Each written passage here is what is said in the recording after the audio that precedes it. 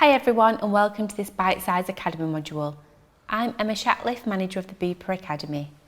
In today's session we'll be discussing how to support working parents and carers who have a child with mental health needs.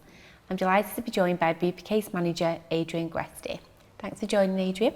So if we get started, 18% of children aged 7 to 16 and 22% of young people aged 17 to 21 have a probable mental health disorder.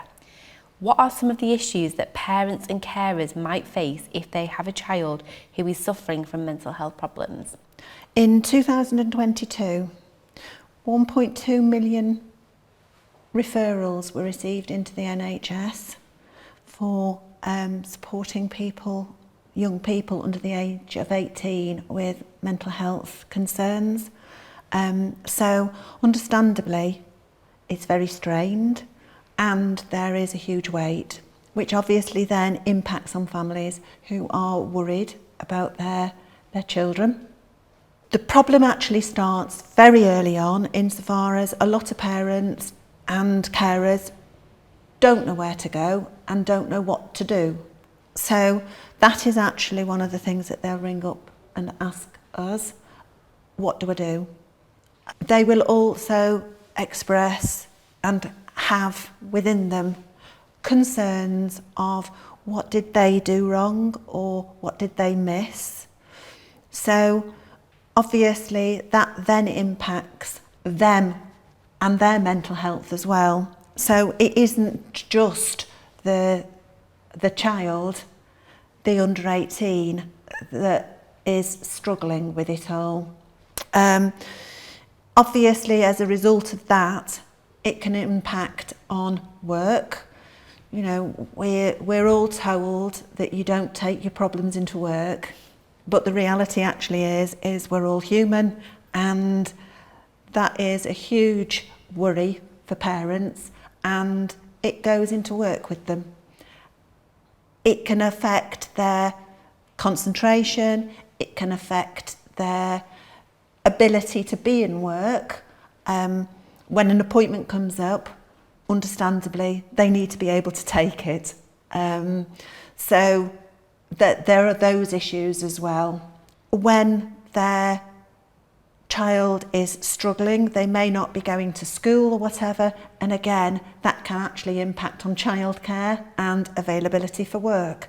So there's all sorts of things that actually are a problem. They want to be good parents, they want to be there for their child, and they want to be there for their work as well, because they need that income as well.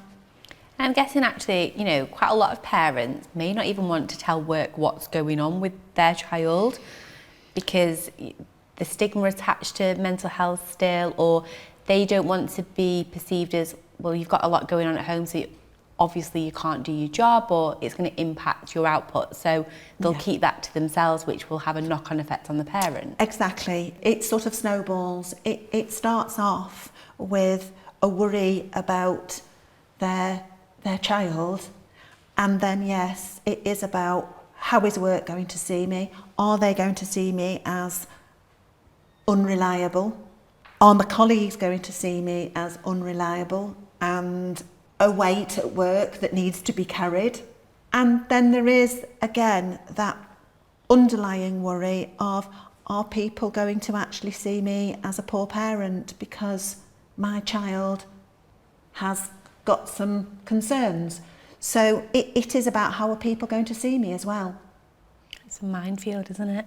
And so why is it important for organisations to support parents and carers who have a child with mental health problems? The reality actually is working parents constitute the largest part of the workforce. So from an employer's point of view, we need to actually look after these people. 75% of mothers and 92% of fathers with dependent children are employed. Those stresses and worries can impact on productivity and people's ability to actually do their work, and that can take a dip. So again, employees have a responsibility to look after their employee, and enable them to actually be able to function as effectively as they can. In conjunction with that, in a time of recruitment difficulties and recruitment and retention costs, we want to keep our people who are looked after, and parents who are looked after are going to say, this is a great place to work. They're less likely to actually need to resign, and they are more likely to say to other parents, come along, this is great, they will look after you. So you get better recruitment and you get better retention.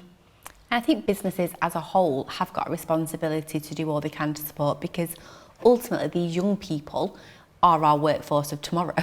So if we don't support them now and get them the necessary help and support that they need, then there's going to be problems in the future. So as a collective, we've all got a duty, I suppose, to do something to support these people. So how specifically can organisations support working parents? So the most important thing is to make sure that it is an honest, open and safe culture to be able to say, I've got a problem at the moment and I need a bit of support with this. In conjunction with that, employers need to actually be as flexible as they can and support people so that, again, for example, when that appointment comes through, support that mum or dad to actually be able to attend that appointment. They may need flexibility around start times. If a person's, for example, having problems getting their child into school, they need to be able to make sure that they've gone and they're in school and they're safe. They may need to be able to start a little bit later, so that there is that, how can we look at your work and the way that you're working to actually enable you to do these things? Because otherwise, all that's going to happen, that mum or dad is going to come into work and they're going to spend most of the morning worried sick that their child is actually safe and where they're supposed to be.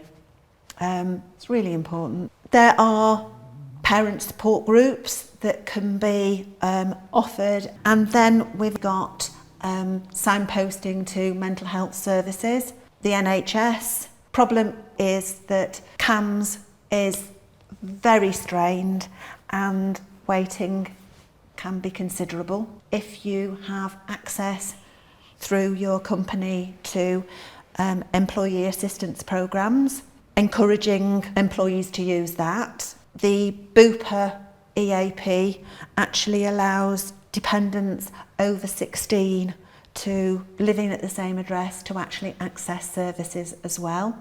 Also, depending upon policy eligibility and benefits, we have what's called the Bupa Family Mental Health Line, which is largely staffed by specialist mental health nurses who work or have worked in the past with younger people, adolescents and child services.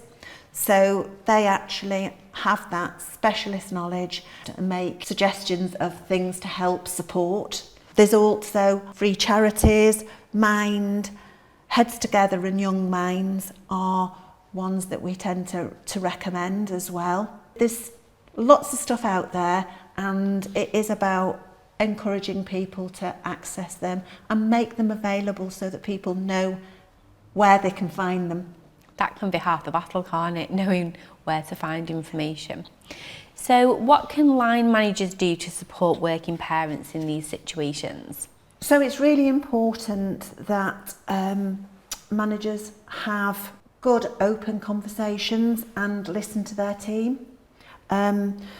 Looking for signs of stress, looking for signs that they may be struggling, and offer flexibility around how they're working and what they may need. Get to know their employees so that they can actually recognise what may be supportive to them, what approach each person needs, because it's different. offer that time for listening, and that may not always be in the workplace. Sometimes outside over coffee or whatever can be less threatening. Make sure that the communication is open and that people actually feel that it's fine to step forward, that there is no judgment there. Help people talk and say, I've got a problem.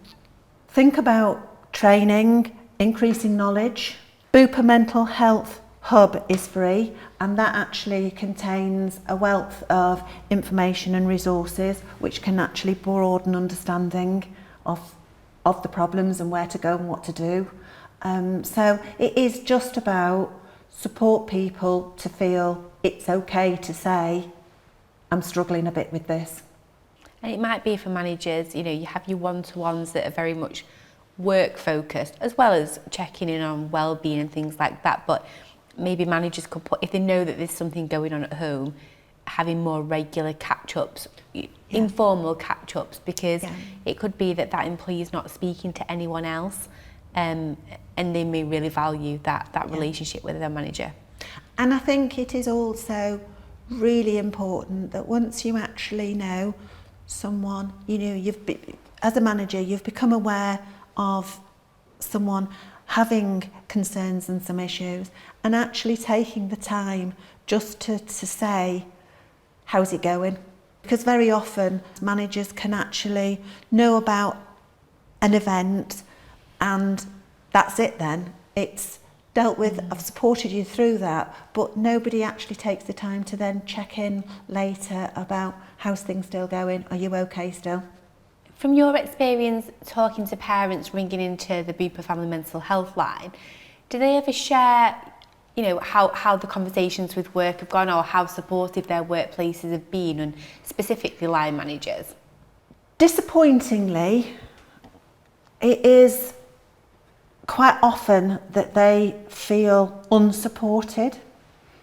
Have had a couple of calls where they've actually been really positive and they've had great support from their manager.